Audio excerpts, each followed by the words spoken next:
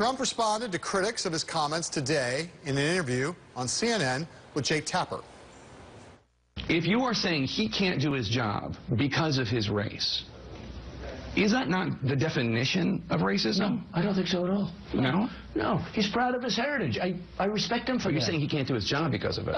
Look, he's proud of his heritage, okay? I'm building a wall. Now, I think I'm going to do very well with Hispanics. Citizen. You know why I'm going to do well with Hispanics? Because I'm going to bring back jobs, and they're going to get jobs right now. They're going to get jobs. I think I'm going to do very well with Hispanics, but we're building a wall.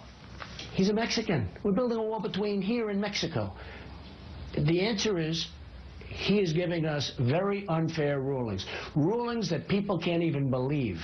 This case should have ended years ago on summary judgment. The best lawyers, I have spoken to so many lawyers, they said, this is not a case. This is a case that should have ended. This judge is giving us unfair rulings. Now I say why. Well, I'm building a wall, okay? And it's a wall between Mexico, not another country. But he's not from Mexico. In my opinion, he's from Indiana. He is his Mexican heritage, and he's very proud of it. So, Mark, we will get to the political implications of Paul Ryan hitting Donald Trump the way that he did on this issue the day after he endorsed him. We'll get to that in a minute. But first, let's talk about the wisdom of Trump hitting Curiel. Most people, as we've noted, have been quite critical. But do you see any possible political upside in Trump attacking a federal judge this way? You know, Fox's Martha MacCallum said the other day that Donald Trump is like a private company going public. And when you go public, you have all sorts of other implications. I mean, I suppose if Donald Trump wants to get the judge to recuse himself from the case, but that's not a political benefit. There may be benefits in the context of litigation, but no. This is picking fights, not just with Paul Ryan, but across the board with people. It's blocking out any, helping to block out any positive message he'd want to drive.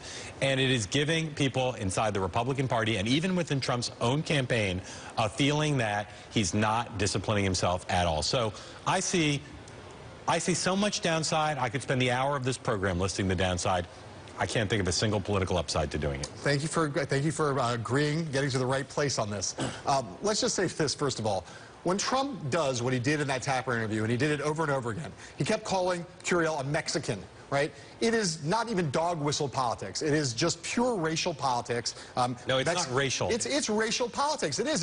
Mexico is not a race. It doesn't matter whether Mexico's a race. It's stirring up racial animus about people who don't like Hispanics and illegal immigrants coming across the border. That's what he's doing. He's ringing the bell for them every time he does it. He's not Mexican. He was born in Indiana, okay? And eventually you can get Trump to acknowledge that he's Mexican-American. It's his heritage, but that's what he's doing here, right? Then on top of that, he's a potential President of the United States who has issued, over the course of the last week, vague threats saying that the judge should be investigated. It's wildly inappropriate, and yes, of course there are no political benefits to this, and I'm sure his team is beating its head against tables as they watch him blow news cycles behaving in this way that is, again, both, I think, racially tinged and also really wildly inappropriate things to say about a federal judge by someone who could be president of the United States. It's certainly racially tinged. I just make the point Mexico is not a I'm fully aware that Mexico is not a race, but you can invoke things like that to stir up racial animus, regardless of whether